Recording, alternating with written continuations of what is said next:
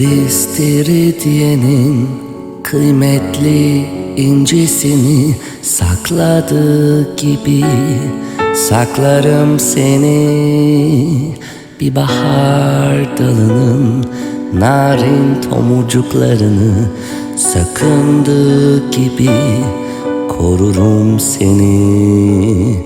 Çok derin derin, derin derin derin derin derinlerimde ellerin bir armağan gibi Tanrı'dan bana.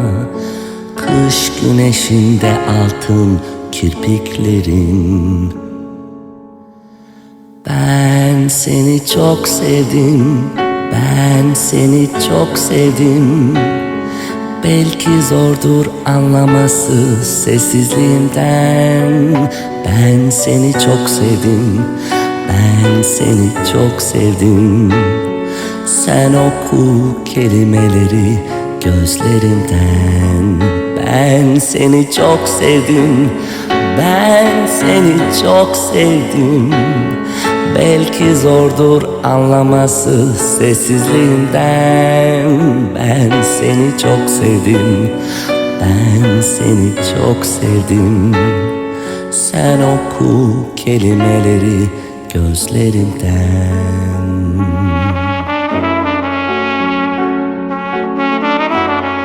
Ben seni çok sevdim. Belki zordur anlaması sessizliğimden. Ben seni çok sevdim, çok sevdim.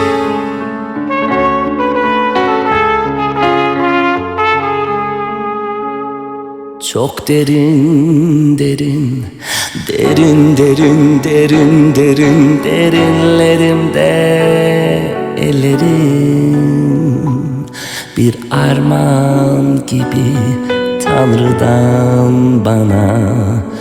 Kış güneşinde altın kirpiklerin. Ben seni çok sevdim, ben seni çok sevdim. Belki zordur anlaması sessizliğimden. Ben seni çok sevdim, ben seni çok sevdim. Sen oku kelimeleri gözlerinden. Ben seni çok sevdim, ben seni çok sevdim. Belki zordur anlaması sessizliğimden.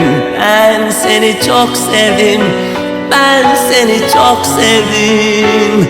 Sen oku kelimeleri gözlerinden.